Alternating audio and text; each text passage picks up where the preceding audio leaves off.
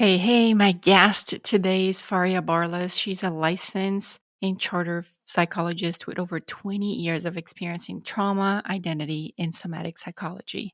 She's developed a new results driven approach that helps high achievers identify and shift the unconscious patterns that limit their visibility, decision making, and success. We had a very needed conversation today about the importance of using both strategies and a combination of identity work to really advance your business. I'm excited for you to listen to this one. Let's dive in. Hey there, I am Nata Salvatori, and you're listening to the Accidental CEO podcast. This is a space for high performing entrepreneurs who have built real success, but still find themselves tangled in the day to day.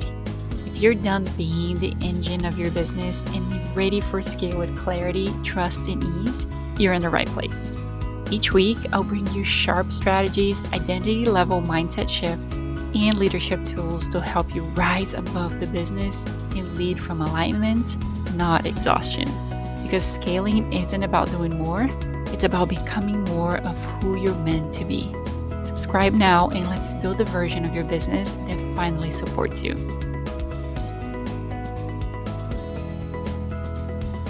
You're not just winging it, you are leading it. But let's be honest, being the CEO and the everything else can get lonely, messy, and exhausting. That's why I created the Accidental CEO Collective, a free Facebook community for creative entrepreneurs who never planned to be the boss, but damn it, here we are. Inside, I go live every week to share the real stuff. Strategies that don't require a business degree, behind the scenes struggles, because you're not the only one, and wins that we actually celebrate, even the tiny ones. If you're a scrappy, smart, sometimes slightly burnout founder who is ready to lead with more clarity and less chaos, this is your room.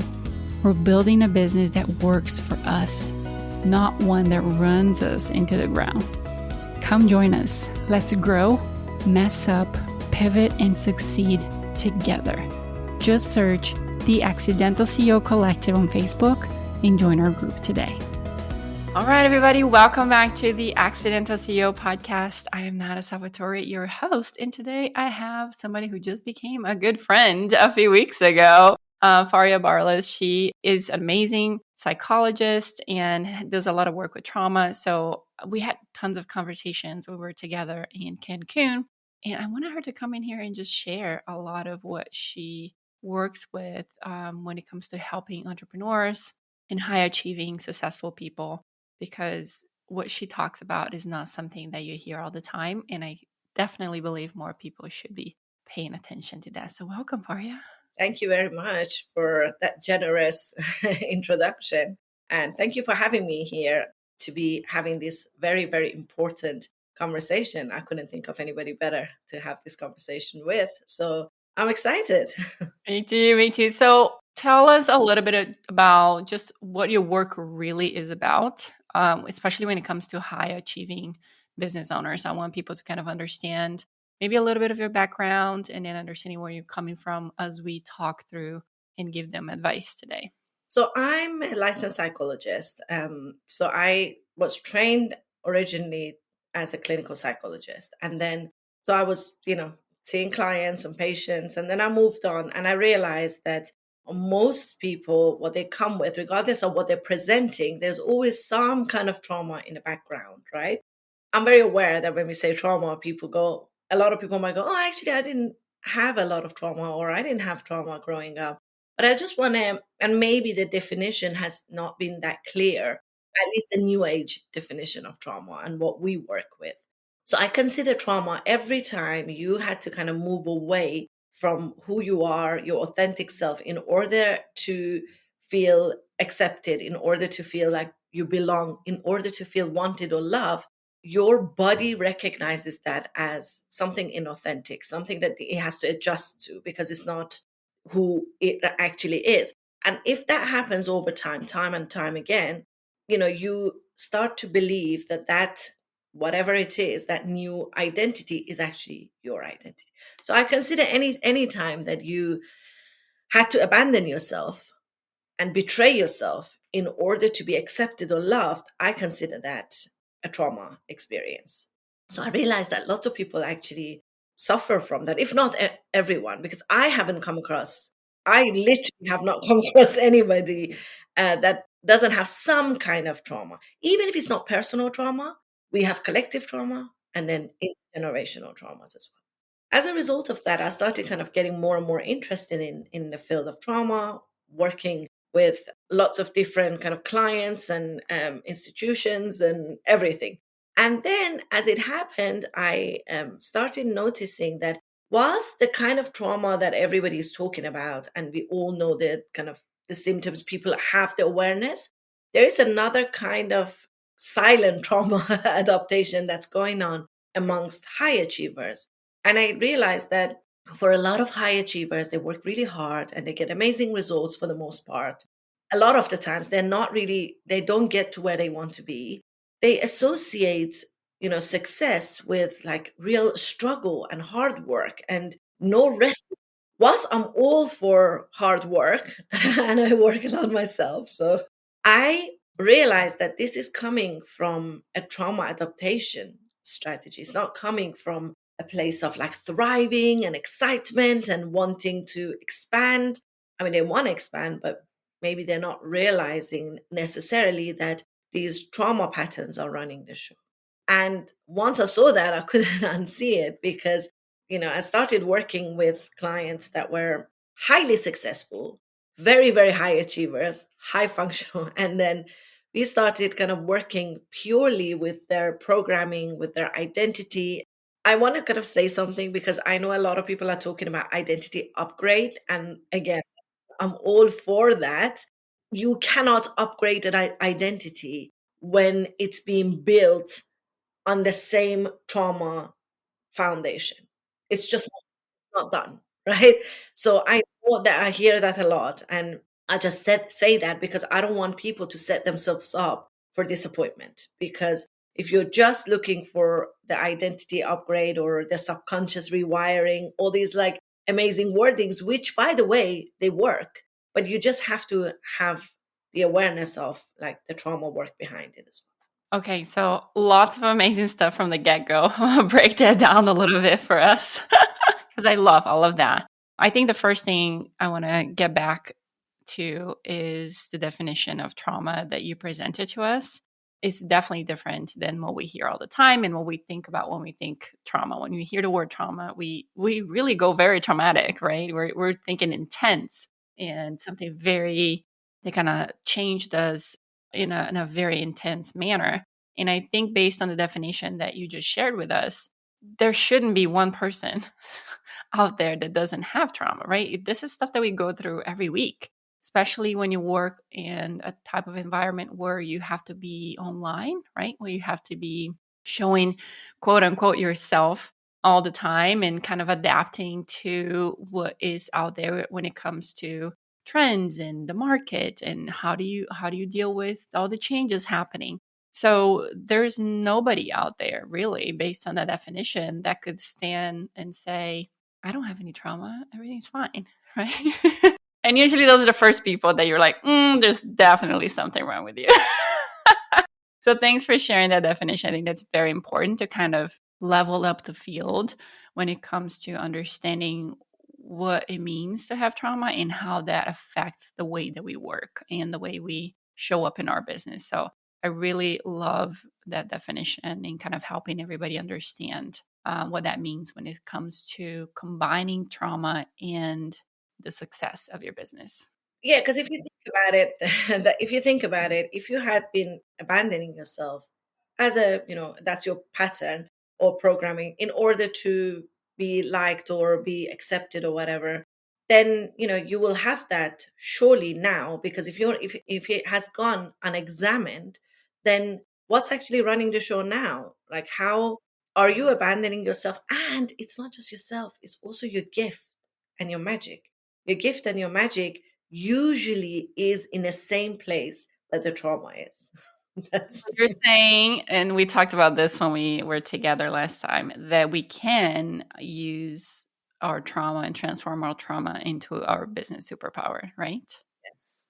Yes, because Beautiful. it is, and not in a way that it sounds, right? So we're not using necessarily the trauma, but what we are doing is we are actually we are taking the kind of the depth that the trauma creates.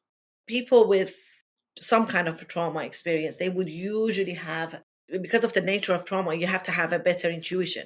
You have to have more emotional intelligence because you have to examine the threat or whatever, even when you're, becoming older. So these are like, or resilience, right? Or pattern recognitions. These are the things that actually comes with the experience of trauma. So what I do, and what I love, is unpacking that, taking all the depth that comes with as a result of experiencing those traumas, and then using it essentially for leadership, business growth, for really taking the ownership of the success that you're having, because you are already doing it anyway, but you're doing it with a lot of struggle. And it feels to me like you just about get there and you're never quite there. Do you know what I mean? Like, that's my experience with a lot of the clients, as I'm sure you do as well, that they are successful or they are kind of doing all the work, but it's not showing in what they're in the outcome, I guess, not fully anyway. So yes, so actually having the awareness of trauma is, obviously it's a horrible experience for anybody to go through, but it does also give us something. And that's the part, that's the kind of I don't know if I should use this word, but the gift of the trauma. So that's what we kind of unpack, we take away, and we use it for, because we are conditioned, we are, as human beings, we are conditioned for growth. We are supposed to be constantly growing and expanding. And the moment that we're not, that's the time that people start feeling like they're not fulfilled in life, or they feel down and depressed or even anxious. It's because by nature we are supposed to expand. So I would hate for people to not be expanding because of what happened to them in the past. Yeah, I mean, I think there's nothing wrong with seeing some positive on going through things like that. So I actually like that concept of there is a gift that comes with trauma, and why not focus on that and see if you can capitalize on that to then move forward and learn things. So you talked a lot about like trauma quietly shaping like ambition and even some of the ceilings that we hit in business and as we're trying to grow. What would you say are maybe one or two like very common high achiever behaviors that you see very often in your clients that are actually more like an adaptation that they created from going through that trauma? Well, actually, one of them you're very familiar with because you've got, that's what you do, right? So one of the most important trauma adaptation strategies is that high achievers take on is that need to do everything themselves. That inability to ask for help. That inability to like get others to kind of take on some of the responsibilities, and the reason for that is because they trained themselves not to ask, because at some point in the past that asking never resulted in them having their needs met. Now, if you don't know that, like the background of that, and you just think, oh well, why aren't you asking for help? Go ahead. Obviously it's not going to work because they have to kind of dysregulate themselves, and it's difficult. That's the first one. That's the biggest one, actually, because not asking for help, doing everything yourself, and then as a result being burnt out and not really enjoying the success that you are creating. And the second one, which is it kind of goes both ways, right? It's around like visibility and money. Money is like a big thing. But like there is a lot that goes on with our relationship with money. And it's usually shaped by our past experiences, even if it's not directly linked to money. So even if the trauma is not directly linked to money, money is about receiving, right? It's about being open to receive. And trauma usually disrupts our ability to receive. It can go both ways. You either, become kind of really focused on that and you're not really able to see all the other things that come with it, or the other typical things, undercharging, overgiving, over, because you want to make sure that your work is worthy of whatever it is. But that's the internal issue. It's not a reflection of your work at all. But people don't always know that. And they look for pricing strategies. They look for, and again, all those things are important. But unless you kind of really understand the core of it, it's just going to be like strategy over strategy without on a foundation that's a little bit shaky. Yeah, I mean the like you said, delegation is one of the things that I work with a lot and help people through. What I found out at the end of the day is that people understand that they have to delegate. It's not a secret, it's not rocket science. A very simple concept. They're like, I get it that I'm trying to do everything by myself and I can't.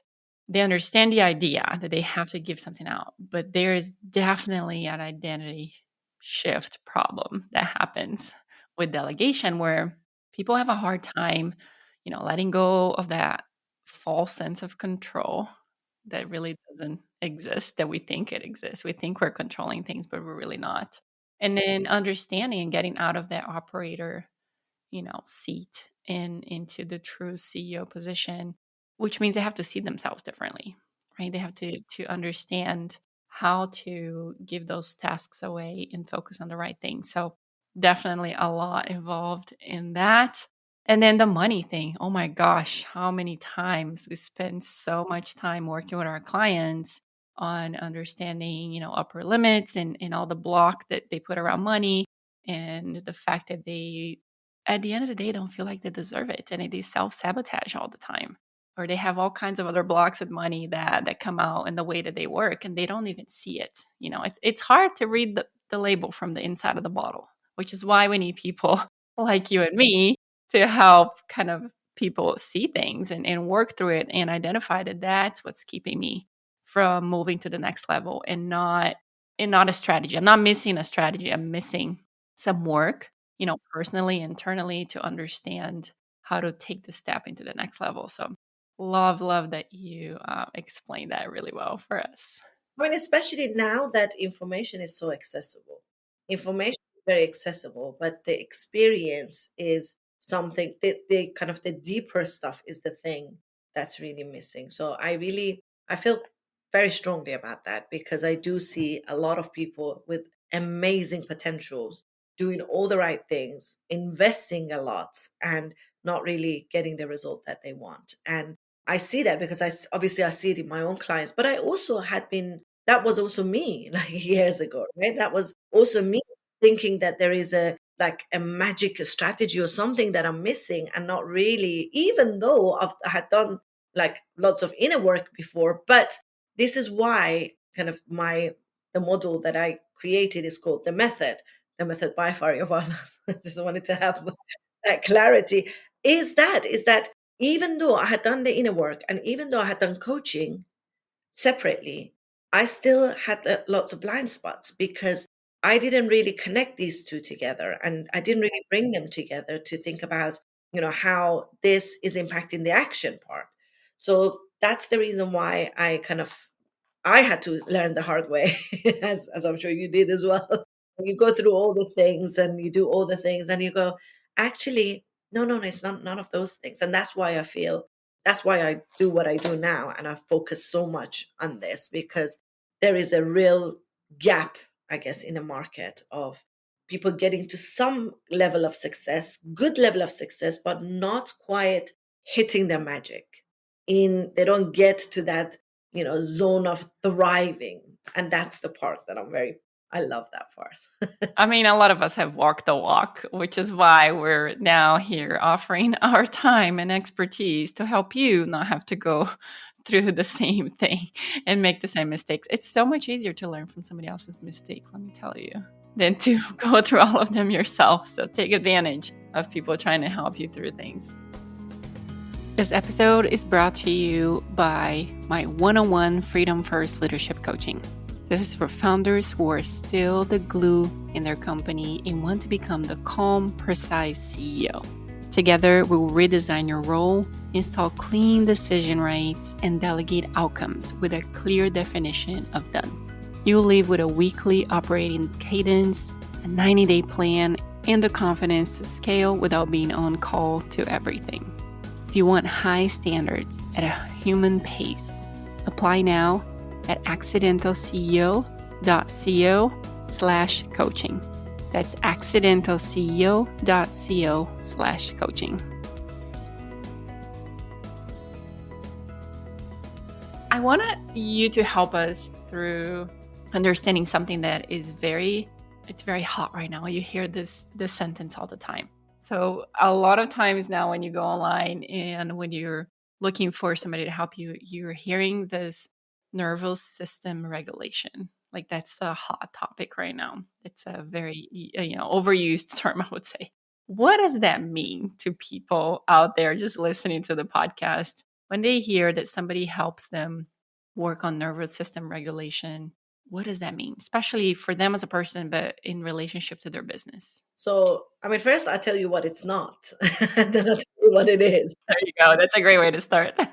So what is not, and this is what I see a lot, is having, strategies and tools to calm yourself down or to feel calmer, sort of, have the breath work associated with it. I mean, I'll go as far as saying this can actually be dangerous if it's not done right, because I had a client that was doing some of these things and she did some breath work, ended up having a full on panic attack because she went into hyperventilation because the history of it's true. If the history around the breath work and what your body remembers as safety is not taken, then you don't know what the right kind of tool is for that person. So just so you know, somatic work or nervous system regulation is not just any tool that you find anywhere on the internet or somebody's. You have to know the history of your body first. Otherwise, like everything else, it can work or it can really like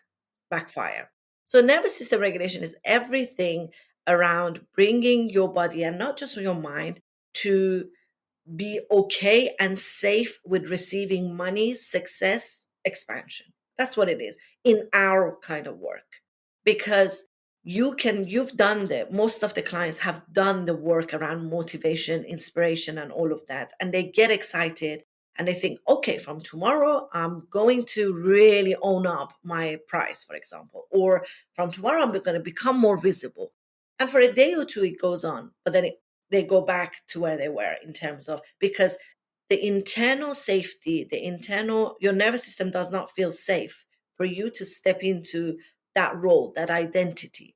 So that's why the identity upgrade is not going to mean anything unless you actually do the foundational work where, okay, what identity are you performing from? This is what your nervous system feels safe with. I don't know, being a giver, being an overgiver, being a quiet one, being a people pleaser, whatever it is, right? Or hard worker, or whatever the identity your nervous system recognizes, it would only allow you to just go as far as that. So if you want to hit the next level, you want to scale, you want to go from 5 figure to 6 figure, 6 figure to 7 figure, 7 to 8, whatever, each of them would require you to actually train your body and your nervous system to feel safe with that new identity. That's essentially what it is, like in a nutshell. And then you have like the appropriate tools and exercises to work with your nervous system so that you can bit by bit become more and more safer with sort of bigger success. I know it sounds weird because I know that a lot of the people listening might go, but that's what I want. I want more success and I want more money and more impact, right? So this doesn't make sense. We are not talking about what people might want on a conscious level. We are talking about the unconscious programming. This is why this work is so important because it's unconscious, because we don't know. We don't know what's running the show. We don't know what capacity our nervous system has. But I have seen time and time again, whether it's with my one-to-one clients or in my program, is that most, if not all, people who are not able to step into the next level, they have some dysregulation with the nervous system. So working with the nervous system, working with the mindset, action, psychology, they have to be combined together to make that shift. And I do genuinely believe that just doing the inner work on itself is not going to move the needle. Just doing the coaching and action oriented stuff is not, it has to all be combined. So for people like you and I who understand that and believe in that, it can be frustrating to try to help people because everybody's so in tune with, oh my gosh, I need that next strategy to take my business to the next level. and they completely oversee the importance of basically everything we're talking on this podcast. So, how can we help people maybe do a little self check of some kind to help them be more self aware? Because at the end of the day, like we said earlier, probably all of us fall into this category of we need some kind of assistant. Maybe, and maybe it's for some people, it's just a little bit, it's something small and minimal that they need to work on. And for some of us, it's a lot. There's a lot of work that needs to be done. But how can people be a little bit more self-aware and maybe do a little self-check and understand that, whoa, that might be something that I need to look for help with? Because I think it's very easy to say I need help with lead generation. I need help with my email marketing. I need help with understanding financials. But it's hard for us to say I need help with everything else that we talked about, right? With like understanding where my limits are, where am I self sabotaging, where am I not letting myself grow from a personal standpoint. And if we don't address that in combination with everything else, like we said over and over, we're going to hit a ceiling. We're not going to be able to go through. So how can we help the people listening to maybe be a little bit more self-aware or self-check and understand that a little bit better? Well, first things first, I invite people not to look at this as something that we're trying to turn something negative into something positive. We are trying to look at this from a perspective of, oh no, not that it's your pain point and you're self-sabotaging, so let's correct that.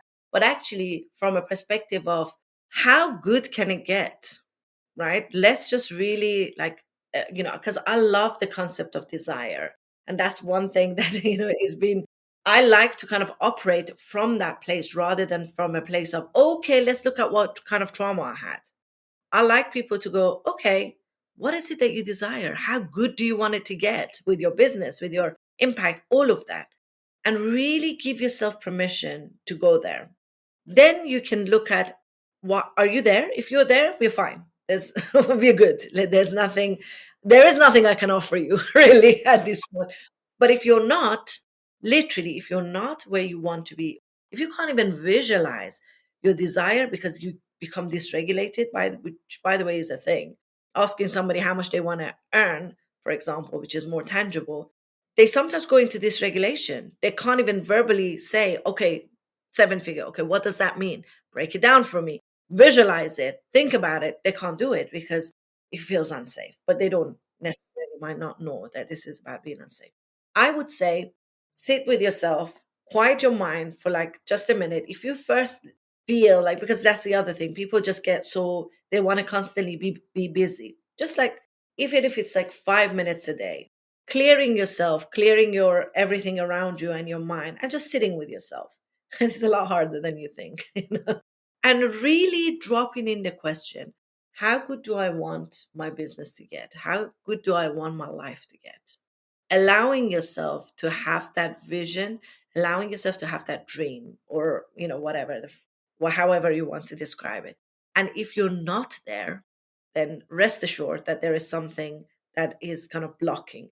This kind of work applies to everybody, literally applies to everyone, because it's not just about you not self-sabotaging. It's about, do you want to grow? Do you want to have more success? Do you want to have more impact, more money? All of that.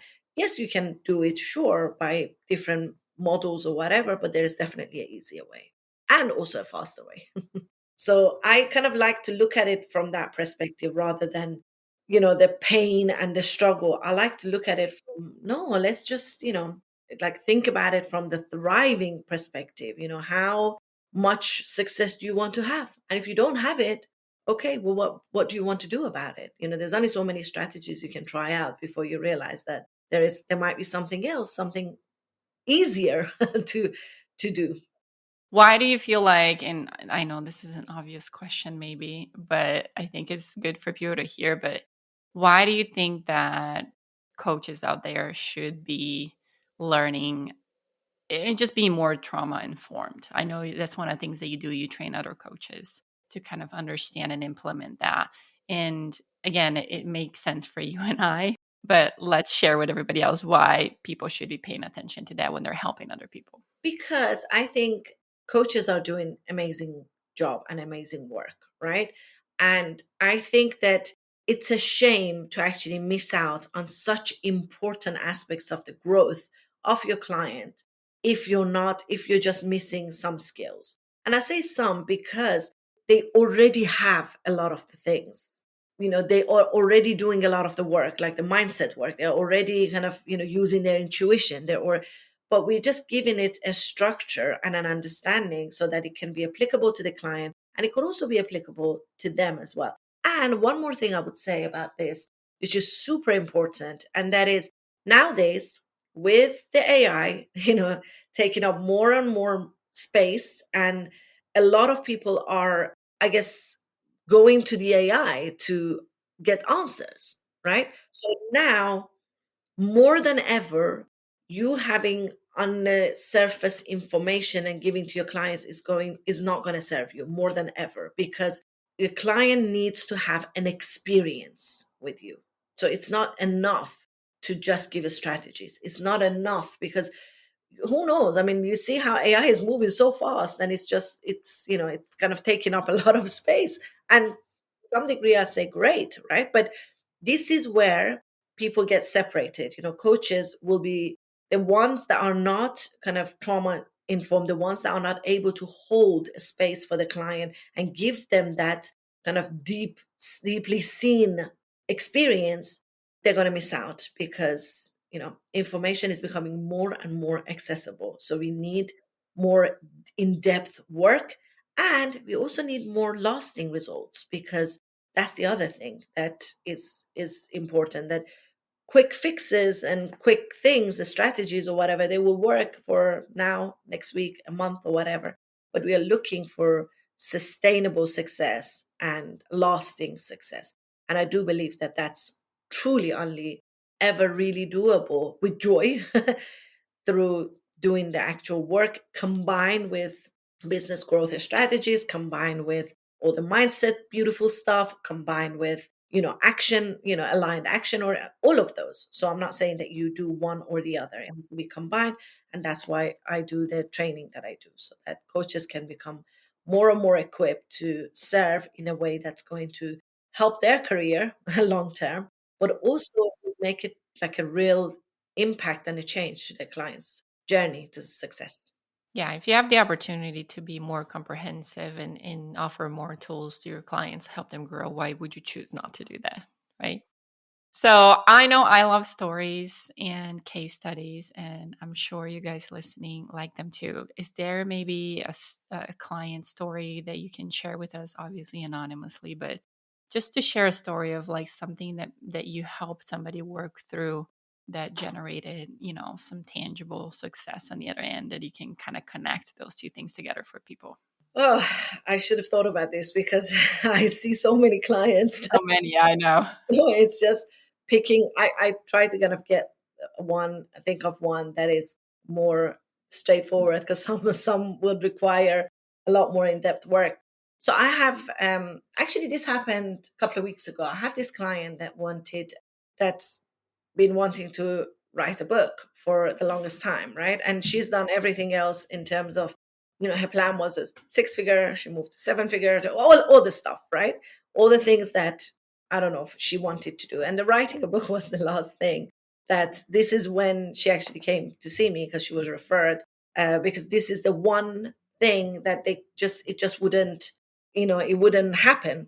And it didn't matter how many kind of obstacles she overcame, and she did a lot to be able to have the level of success that she did have. So obviously she had to do a lot of work. But this one was like really unknown. So just she wasn't going to be, I wasn't going to work with her on a kind of the, more general trauma work or somatic work or whatever. So we had to dig deep. And I'm glad that we did, because it turned out that the very thing, obviously it's around visibility, right? But it wasn't your, I guess, usual visibility, fright or fear, or, this was much more deeply rooted. This actually, interestingly, had nothing to do with her, and it had everything to do with her family structure, and it had everything to do with, intergenerational traumas around the woman in her family and being seen, and the prices they had to pay for being seen. And she never, I mean, she never made the link, and she never really even thought about it because it never happened to her. So she never thought she had any fear around visibility. I mean, she had done so many presentation, this and that, but this book was supposed to last. This was the kind of visibility that was going to outlive her, right? So it was something that it was going to stay forever, essentially, in her, the way that she realized that, like, in her sort of, background, her grandmother, I mean, her great grandmother was a very, very clever woman, but she was severely punished for having a voice and having been visible. And as a result of that, her husband left her, and she brought shame to the family by so there was a lot of, like, traumas around that. So this was passed on without her knowing that, things around woman being visible, it was costly. I mean, that actually applies to most of us. It was costly to be a woman that earns a lot of money and have a voice and is visible, right? You had to give. And even now, when we talk about it, if you think about it, I mean, I see a lot of women constantly juggling, myself and you included, right? The, family life, children, all of that. And that's great. But there is sometimes, there is that pressure of, or guilt that, oh, are you kind of giving away your family time for your business, or are you, there's also, you never, I mean, I don't want to kind of take it to there, but you never really see that men struggling with this, right? This is our collective trauma. This is our intergenerational trauma. And we always have to work a little bit harder. We always have to juggle a little bit more. And that's just a fact. And of course, if you have something significant like what my client did, with in their patterns of their previous kind of, ancestors or grandparents, something significant like that, then of course it's going to play a part. I mean, it plays a part in my life. The same thing. My collectively, if women in your community were sort of, back in the days, of course, and even sometimes now, but I'm talking about like us, if speaking up or earning money came with a hefty price, then the trauma might have not happened to us, but we would have taken on the trauma adaptation strategy, which would be, don't make too much sound, don't become too visible, or things will be taken away from you. This one was interesting because it wasn't your kind of typical, I guess, individual trauma. So we had to really dive in, and she did end up writing her, well, it to kind of do, she's kind of really out there trying to write, like, she's written, well, I guess half of her book, but I'll keep you posted. I love that. Thanks for sharing that with us. This was so much fun. I love having these conversations. It's definitely something, again, I strongly believe in too, which is probably why we connected and got along so well. Thanks for being here and sharing all of this. Tell people where they can find you if they want to work with you. We're going to add some information on the show notes for you guys too, but I always like to let you guys share where is the best place to connect with you.